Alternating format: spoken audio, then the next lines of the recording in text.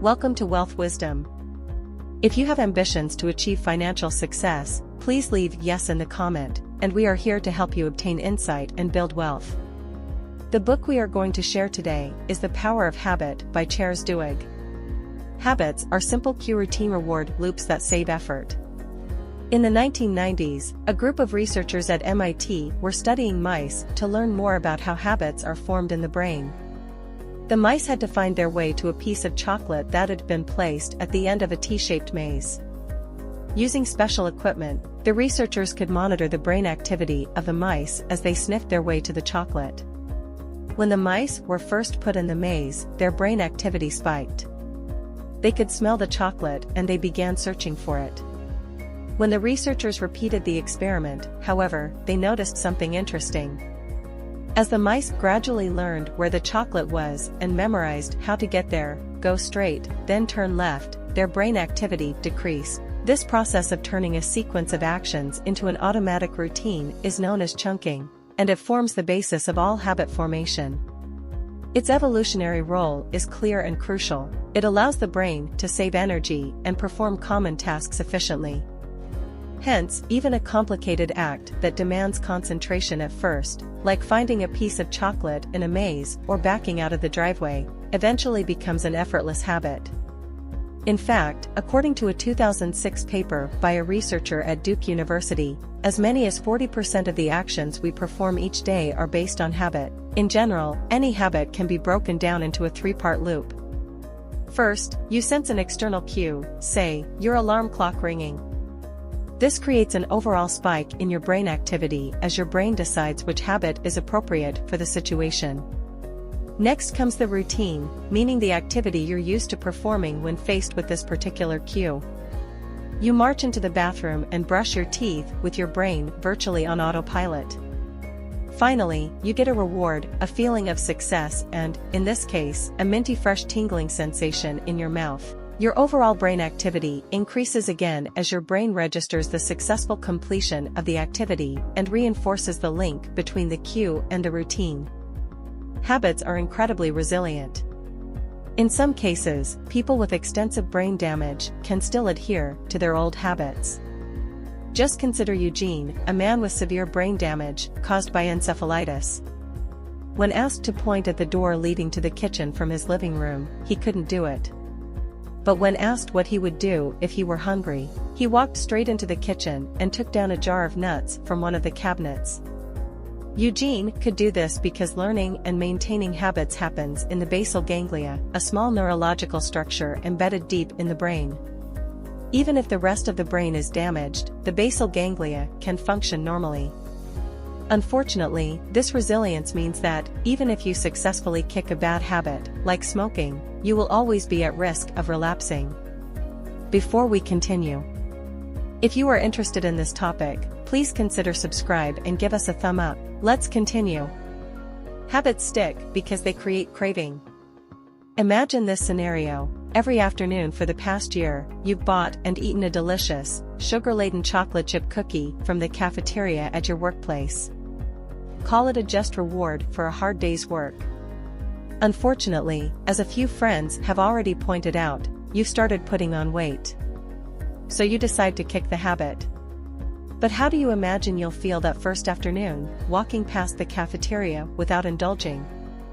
Odds are, you will either eat just one more cookie or you'll go home in a distinctly grumpy mood. Kicking a bad habit is hard because you develop a craving for the reward at the end of the habit loop. Research from the 1990s, conducted by the neuroscientist Wolfram Schultz, shows how this works at the level of the brain. Schultz was studying the brain activity of a macaque monkey named Julio, who was learning to perform various tasks. In one experiment, Julio was placed in a chair in front of a screen. Whenever some colored shapes were shown on the screen, Julio's task was to pull a lever. When he did, a drop of blackberry juice, Julio loved blackberry juice, would drip down on his lips through a tube. At first, Julio didn't pay much attention to the screen. But when he happened to pull the lever at the right moment, thus triggering the blackberry juice reward, his brain activity spiked, showing a strong pleasure response. As Julio gradually grasped the connection between seeing the shapes on the screen, pulling the lever and getting the blackberry juice, he not only stared at the screen, but Schultz noticed that, as soon as the shapes appeared, there was a spike in Julio's brain activity similar to when he actually received the reward. In other words, his brain had begun anticipating the reward. This anticipation is the neurological basis of craving and helps explain why habits are so powerful. Schultz then altered the experiment. Now, as Julio pulled the lever, either no juice would come or it would come in a diluted form. In Julio's brain, Schultz could now observe neurological patterns associated with desire and frustration. Julio got decidedly mopey when he didn't get his reward, just as you might if you forewent your cherished end-of-the-day cookie. The good news is that craving works for forming good habits as well. For instance, a 2002 study from New Mexico State University showed that people who managed to exercise habitually actually crave something from the exercise, be it an endorphin rush in the brain, a sense of accomplishment, or the treat they allow themselves afterward. This craving is what solidifies the habit. Cues and rewards alone are not enough. Given the power of habits, it should come as no surprise that companies work hard to understand and create such cravings in consumers. A pioneer of this tactic is Claude Hopkins, the man who popularized Pepsodent toothpaste when countless other toothpaste brands had failed. He provided a reward that created craving, namely, the cool, tingling sensation that we've come to expect toothpaste to have. That sensation not only proved that the product worked in consumers' minds, it also became a tangible reward that they began to crave. To change a habit, substitute the routine for another and believe in the change. As anyone trying to give up cigarettes will tell you, when the craving for nicotine hits, it's hard to ignore. That's why the golden rule for quitting any habit is this: don't try to resist the craving, redirect it. In other words, you should keep the same cues and rewards, but change the routine that occurs as a result of the craving. Several studies on former smokers have shown that, by identifying the cues and rewards around their smoking habit and replacing the routine with one that has a similar reward, such as doing some push-ups, eating a piece of Nicorette, or simply relaxing for a few minutes, the chances of staying smoke-free increases significantly. One organization that uses this method to great effect is Alcoholics Anonymous, AA, which may have helped as many as 10 million alcoholics achieve sobriety. AA asks participants to list what exactly they crave from drinking. Usually, factors like relaxation and companionship are far more important than the actual intoxication. AA then provides new routines that address those cravings, such as going to meetings and talking to sponsors for companionship. The idea is to replace drinking with something less harmful. However, research on AA members shows that, although this method works well in general, it alone is not enough. In the early 2000s, a group of researchers at California's Alcohol Research Group noticed a distinct pattern in their interviews with AA members. A frequent response was that the habit replacement method worked wonders, but, as soon as a stressful event occurred, the old habit was simply too strong to resist, no matter how long the respondent had been in the program.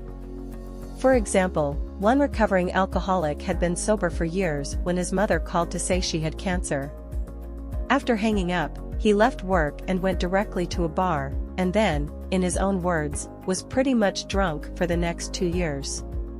Further research has indicated that those who resist relapse and remain sober often rely on belief. This is why spirituality and God feature prominently in AA philosophy. But it's not necessarily the religious component itself that helps people stay sober. Believing in God also helps participants believe in the possibility of change for themselves, which makes them stronger in the face of stressful life events. Change can be achieved by focusing on keystone habits and achieving small wins. When former government bureaucrat Paul O'Neill became the CEO of the ailing aluminum company Alcoa in 1987, investors were skeptical. And O'Neill didn't improve matters when, during an investor meeting in a swanky luxury hotel in Manhattan, he declared that, rather than focusing on profits and revenues, he intended to make workplace safety his #1 priority. One investor immediately called his clients and said, "The board put a crazy hippie in charge and he's going to kill the company." O'Neill tried to explain his reasoning to the lukewarm investors. No amount of talk would reduce injury rates at Alcoa, he argued. Sure, most CEOs claim to care about workplace safety. But empty words would never lead to the formation of a company-wide habit, which is what would be necessary for real change. O'Neill knew that habits exist in organizations. And he knew that changing an organization's direction is a matter of changing its habits. He was also aware that not all habits are equal. Some habits, known as Keystone habits, are more important than others because adhering to them creates positive effects that spill over into other areas. By insisting that worker safety come first, managers and employees would have to think about how the manufacturing process could be safer and how safety suggestions could best be communicated to everyone. The end result would be a highly streamlined, and hence profitable, production organization. Despite the investors' initial doubts, O'Neill's approach proved to be a huge success. By the time O'Neill retired in 2000, Alcoa's annual net income had increased fivefold. Keystone habits can help individuals change, too. For instance, research indicates that doctors have a hard time getting obese people to make a broad change in their lifestyle. However, when patients focus on developing one keystone habit, such as keeping a meticulous food journal, other positive habits start to take root as well. Keystone habits work by providing small wins, that is, early successes that are fairly easy to attain. Developing a keystone habit helps you believe that improvement is possible in other spheres of life, too, which can trigger a cascade of positive change. Willpower is the most important keystone habit. In the 1960s, researchers at Stanford conducted what would become a very famous study. A large group of 4-year-olds was brought, one by one, into a room. In the room, there was a table with a marshmallow on it. A researcher gave each child a choice: either eat the marshmallow now or wait a few minutes and have 2 marshmallows instead. The researcher then left the room for 15 minutes. Only about 30% of the children managed not to devour the marshmallow in the researcher's absence. But here's the interesting part. When, years later, the researchers tracked down the study's participants, who were now adults, they found that those who had exhibited the greatest willpower and waited the full 15 minutes had ended up with the best grades in school, were more popular on average and were less likely to have drug addictions. Willpower, it seemed, was a keystone habit that could be applied to other parts of life, too. More recent studies have shown similar results. For instance, a 2005 study on 8th graders showed that students exhibiting high levels of willpower had better grades on average and were more likely to get into selective schools. So willpower is a key habit in life.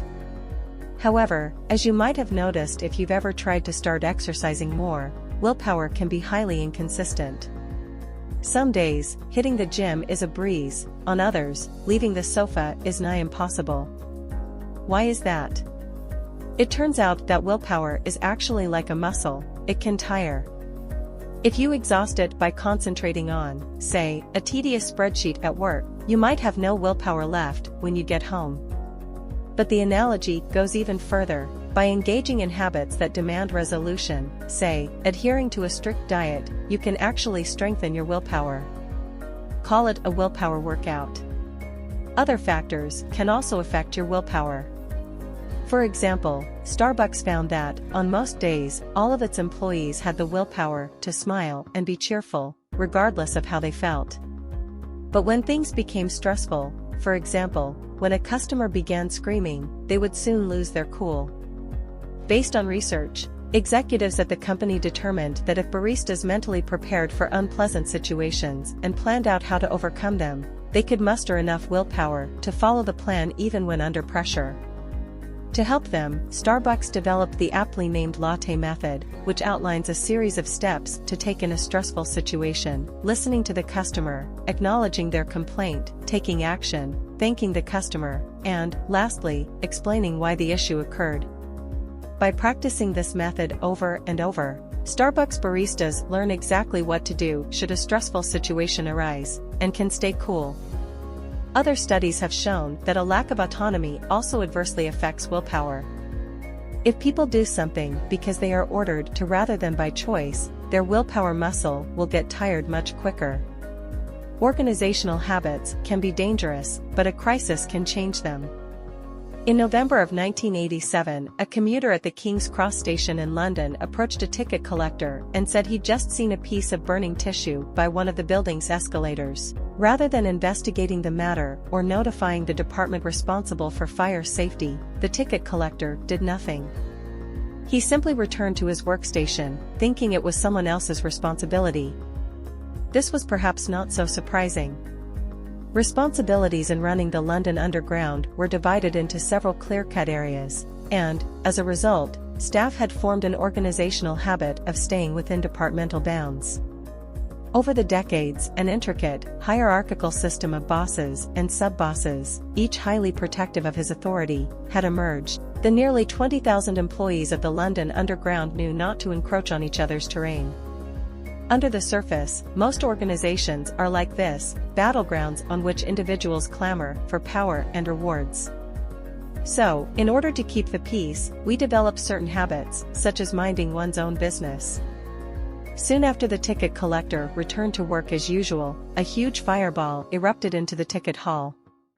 But no one present knew how to use the sprinkler system or had the authority to use the fire extinguishers. The rescuers, who were eventually called in after a long series of failures to act by several employees at the station, described passengers so badly burned that their skin came off when touched. In the end, 31 people lost their lives. The failure at the heart of this tragedy was that, despite its complicated system of responsibility distribution, no single employee or department at the London Underground had an overview responsibility for the safety of passengers. But even such tragedies can have a silver lining. Crises offer a unique chance to reform organizational habits by providing a sense of emergency. This is why good leaders often actively prolong a sense of crisis or even exacerbate it. In investigating the King's Cross station fire, Special Investigator Desmond Fennell found that many potentially life-saving changes had been proposed years earlier, but none had been implemented. When Fennell encountered resistance to his suggestions, too, he turned the whole investigation into a media circus, a crisis that enabled him to implement the changes. Today, every station has a manager whose main responsibility is passenger safety. Companies take advantage of habits in their marketing. Picture yourself walking into your local supermarket. What's the first thing you encounter? In all likelihood, it's fresh fruits and vegetables, laid out in lush piles. If you consider this for a second, it doesn't make much sense. As fruit and veggies tend to be soft and are easily damaged by other products put in the cart, they ought to be displayed closer to the registers. But marketers figured out long ago that, if we begin our shopping by filling our carts with fresh, healthy items, we're more likely to buy unhealthier products, like snacks and cookies, as we continue to shop.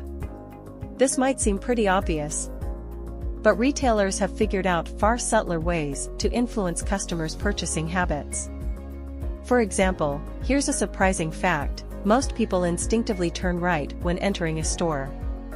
That's why retailers put their most profitable products to the right of the entrance. As sophisticated as these methods are, however, they have one big drawback: they're all one-size-fits-all and don't account for differences in the purchasing behavior of individual customers. Over the past few decades, however, increasingly sophisticated technology and data collection have made it possible to target customers with breathtaking precision. One of the true masters of this game is the American retailer Target, which serves millions of shoppers annually and collects terabytes of data on them. In the early 2000s, the company decided to use the full force of its data to target a particular segment of the population long known to be one of the most profitable: new parents.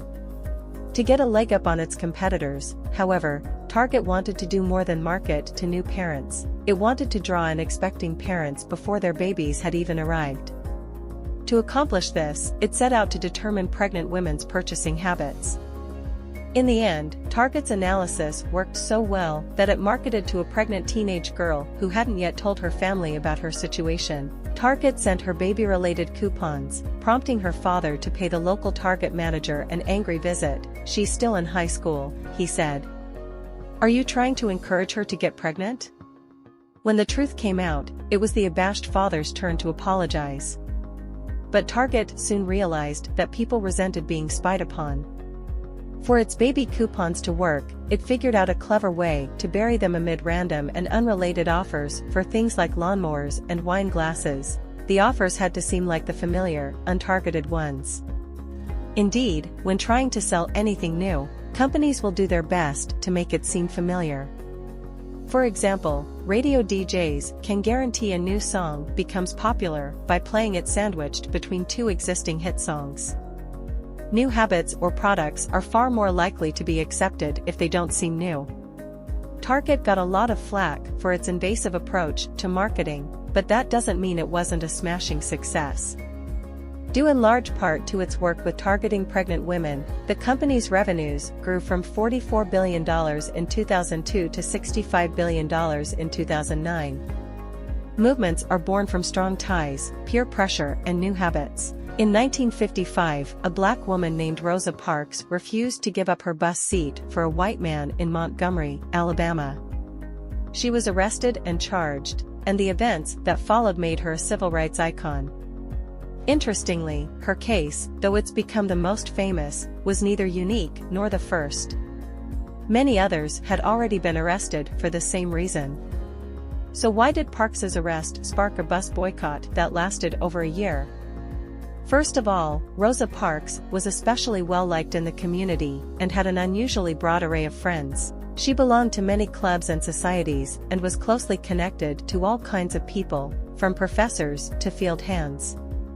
For instance, she served as the secretary of the local NAACP chapter, was deeply involved in a youth organization at a Lutheran church close to where she lived, and spent her spare time providing poor families with dressmaking services, all while still finding time to make gown alterations for young debutantes from wealthy white families. In fact, she was so active in her community that her husband would sometimes say she ate at potlucks more often than at home. Parks had what is known in sociology studies as strong ties, that is, first-hand relationships with plenty of people from across different social segments of her community.